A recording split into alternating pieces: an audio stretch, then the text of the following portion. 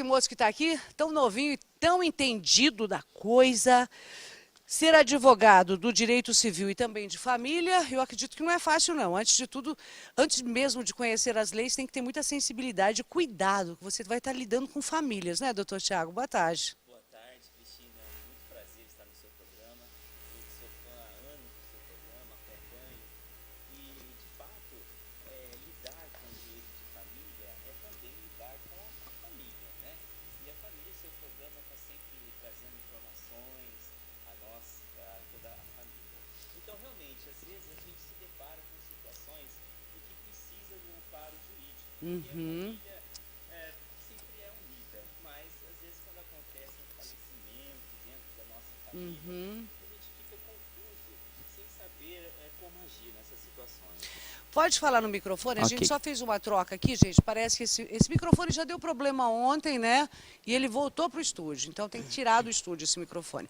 Mas você estava me falando, e falando para quem em casa e talvez não tenha ouvido, que realmente ser advogado de família tem que ter mais cuidado, mais sensibilidade. Você vai estar lidando com emoções.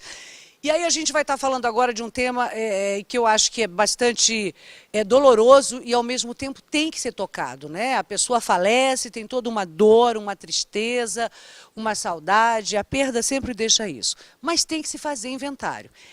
Eu queria que você definisse, inventário, afinal de contas, o que é, de fato. É só feito na hora que a pessoa morre? Existe um prazo para fazer ou não? Eu queria que você nos explicasse um pouquinho. Muito bem a sua pergunta, Cristina.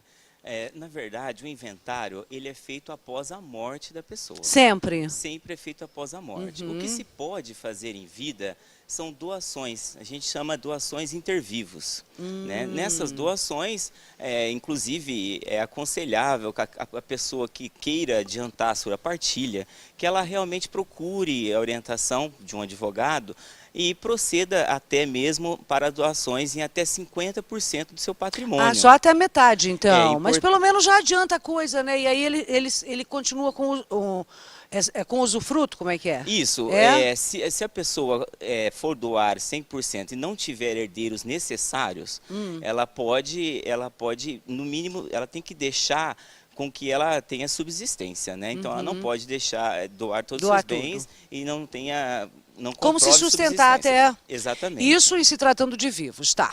Pessoa viva faz doação. Então tá, inventário é sempre pós a morte. Aí eu pergunto, existe um prazo? Vamos falar de prazo primeiro. A pessoa morreu hoje, a família tem quanto tempo após a morte para começar o inventário? Tem Muito prazo bem. isso? Tem prazo, Cristina. A lei diz que o inventário deve ser aberto em até 60 dias após o falecimento da pessoa. Nossa, 2 meses só? É realmente pouco. E se não fizer nesses 2 meses, doutor, o que acontece daí? Pode acontecer da pessoa levar multa, né? Então a multa para os herdeiros será atribuída junto com o imposto de transmissão causa-mortes, o ITCMD. Mesmo a pessoa se arrastando, a família está ali ainda, né, vivendo aquele luto, e tem muitos que ficam anos até vivendo esse luto, mas ela tem que arrumar forças para fazer o inventário. De fato, ela precisa procurar orientação jurídica, porque quanto mais tempo ela não abre o inventário, vai ocasionando, além das multas, como eu disse, para o imposto de transmissão causa-mortes, né, que ele é acrescido nesse imposto, os bens também não podem ser gerenciados, vendidos, ou mesmo... Né? Então você não vai poder, você vai ter o direito, mas não vai poder vender o imóvel, transmitir a alguém. Então tem que começar o quanto antes Tem que mesmo. começar o quanto Até antes. 60 dias pós a morte para não pagar multa. Agora você falou de impostos. Quando a pessoa morre, aí está vencendo IPTU, tem mais carro, IPVA, tem enfim, um monte de coisinhas para... Esses tributos, esses impostos aí, os herdeiros é que tem que arrumar dinheiro, mesmo que não tenha sido feito inventário, a partilha de bens, para pagar? Na verdade, não, Cristina. Os bens do falecido, qualquer dívida que tiver, eles vão até que se atinja somente os bens do falecido. Então, é claro, existe a obrigatoriedade. Não, mas tem que pagar os impostos, IPTU. Tem que pagar É isso que eu perguntei. Nós temos que levar, inclusive o herdeiro, ele normalmente, quando é nomeado um inventariante para esse fim, ele vai administrar esses bens. Então, nessa administração, ele pode pagar e depois requerer o ressarcimento desses bens. Mas então tá, agora vamos imaginar que a pessoa tinha uma casa, né? O falecido morreu, tem 4 filhos, tinha uma casa. Mas ele devia para meio mundo na cidade aí, né? Devia para um monte de gente, dá mais do que o valor da casa. Como é que acontece? Essa casa vai ser arrematada aí a fins para pagar essa dívida? Os filhos têm como se proteger disso? Porque, afinal de contas, é a única herança deixada? Sim. Nesse caso, como eu disse, os bens não vão, as dívidas não passam para os herdeiros. Então, os herdeiros eles podem tanto renunciar à herança, como dizer, olha, eu renuncio a receber a herança, e assim esse imóvel vai ser disputado pelos credores. Ah, mas quando morre, o morto não leva as contas junto, não é? Quer dizer que as coisinhas que a gente deve por aí, banco, tudo, vem tudo em cima dos meus filhos? Vem, é um grande erro que as pessoas pensam, né, de que faleceu, as dívidas logo se liquidam. Não é bem assim. Os credores podem se habilitar no processo de inventário, inclusive para buscar ou receber essas dívidas, né? Mas, por exemplo, me falaram que fazer um inventário demora muito tempo, até sair tudo, dividir, é verdade isso? Depende o caso, sim. Se for, hoje em dia, Cristina, está muito na moda você fazer o inventário extrajudicial. Existem 2 tipos de inventário, então? Existem 2 tipos de inventário, o extrajudicial e o judicial. Explica um e outro para a gente entender. Tudo bem. O extrajudicial, como eu disse, é uma prática que está crescendo muito. As pessoas leem nos tabelionatos que, olha, se faz inventário aqui. Então, as pessoas querem que o inventário seja extrajudicial. No entanto, o inventário extrajudicial requer alguns requisitos, né? Tem alguns requisitos, então nem sempre é uma escolha. Você precisa passar para os requisitos, ver se o seu caso entra nos requisitos para fazer o inventário extrajudicial. Não é qualquer um que pode pedir, então, para fazer inventário extrajudicial? Não dá, nem sempre dá. É claro que o inventário extrajudicial é mais célere e menos oneroso.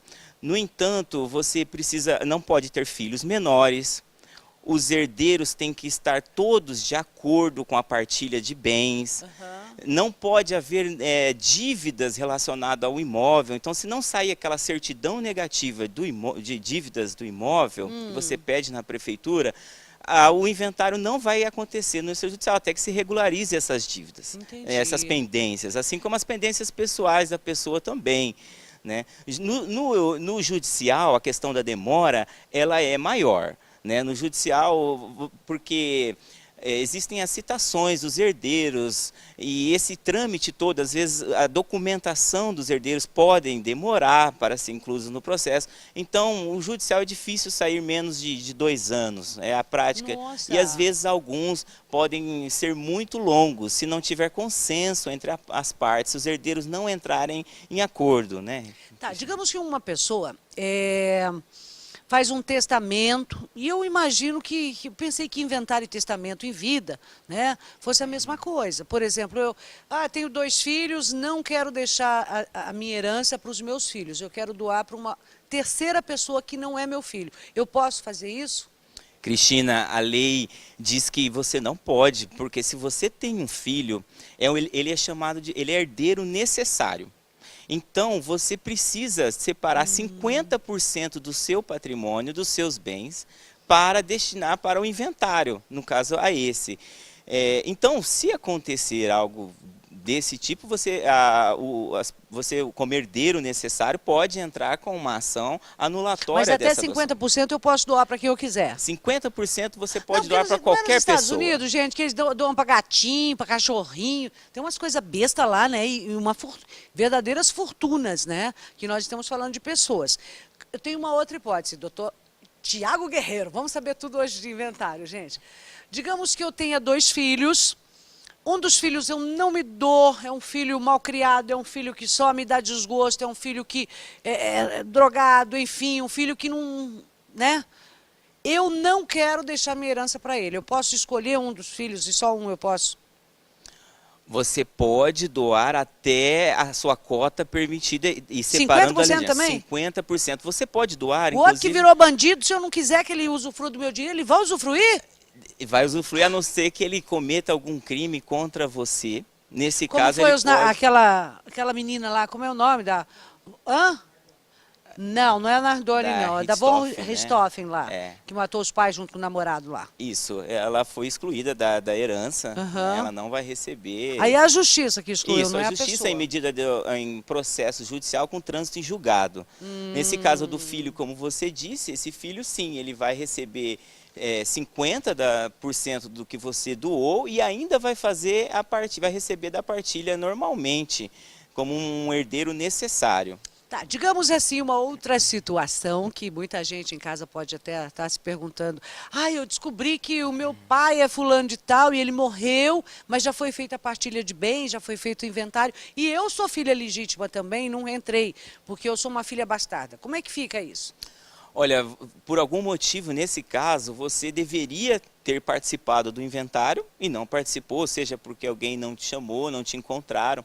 Mas você tem, a lei ainda traz um prazo prescricional, salvo engano, de 20 anos. Então você pode entrar ainda com essa ação. A pedir um pouquinho de cada um daí, requerendo, caso não seja possível mais a partilha de um bem imóvel, né, foi feito, vendido e tudo mais, você pode requerer o ressarcimento da sua cota, aquele que pertencia na época da partilha. época da partilha. Sim, isso tudo judicial, com a ajuda de advogado, mas não é uma coisa difícil, é uma coisa até corriqueira, acontece muitas, às vezes as pessoas querem tirar proveito da situação e querer fazer as coisas rápidas. E quando é que dá mais trabalho fazer o inventário? Quando casou, separou, constituiu outra família e tem um monte de filho? É assim que dá mais trabalho, doutor? Dá trabalho, Cristina, quando nós não temos consenso entre as partes. Quando a família não está em acordo em relação aos bens, quando às vezes ficam procurando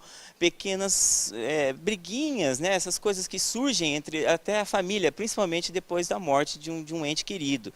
E Acho as pessoas que a ficam falta de consenso é na questão de vender o imóvel. Não, eu acho que vale 3 milhões. Não, na minha cabeça vale 5 e fica ali. Exatamente. E aí pode se prolongar por muitos anos, os custos são maiores, pois o processo, nesse caso, obrigatoriamente tem que ser feito por via judicial, e a judicial muitas vezes demora anos e anos.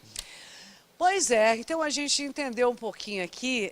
Você está nas redes sociais também, tem Instagram, dá para seguir o Dr. Tiago, viu? Tiago Guerreiro nas redes sociais. E, claro, né, tem mais dúvida, entre em contato, porque aqui não dá para a gente perguntar tudo. A gente tentou fazer um mix aqui, um resumão dessa história de inventário. Você que está militando nessa área há tanto tempo, você teria alguma dica, assim, para quem está em casa e está se preparando aí para começar essa história de inventário?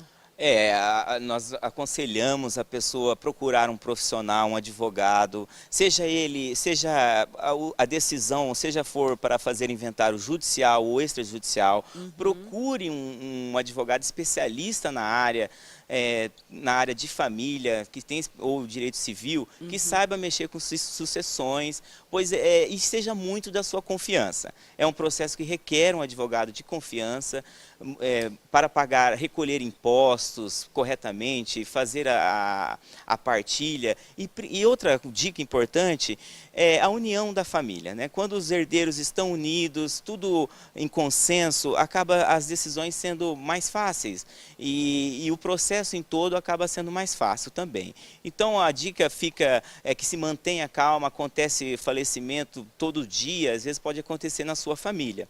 Se isso acontecer, é importante que a família mantenha calma, faça reuniões entre os herdeiros, chame advogado para fazer a reunião e procure um profissional ligado, com especialista nessa área, direito civil e direito de família, para que conduza o inventário corretamente. E para de brigueiro, viu? Quando não tem nada para dividir, a pessoa, né, o morto tá ali, coitado, nem foi enterrado ainda, estão já metendo a boca. Esse desgramado não deixou nada para a família. Aí quando tem, gente, vira uma confusão danada, o ser humano não sabe o que quer, né? Então, assim, vamos tentar pelo menos apaziguar para curtir o que o falecido vai deixar, porque senão passa para os netos, tataranetos, e você, chupa o dedo, não é mesmo? Obrigada, doutor Tiago Eu que Guerreiro. agradeço. Cristina, muito obrigado pela oportunidade de estar no seu programa. Foi um prazer, viu? Então tá aí, doutor Tiago Guerreiro. Vamos pro intervalo, gente? Então vamos lá, porque olha, tratando as suas dores, a Clínica da Dor em Maringá, doutor Hassan Judá, cuidando mesmo de você. E no próximo bloco a gente vai trazer o projeto Vozes e Vinhos. Já já você vai saber o que é esse projeto lindo da professora Regina Lopes.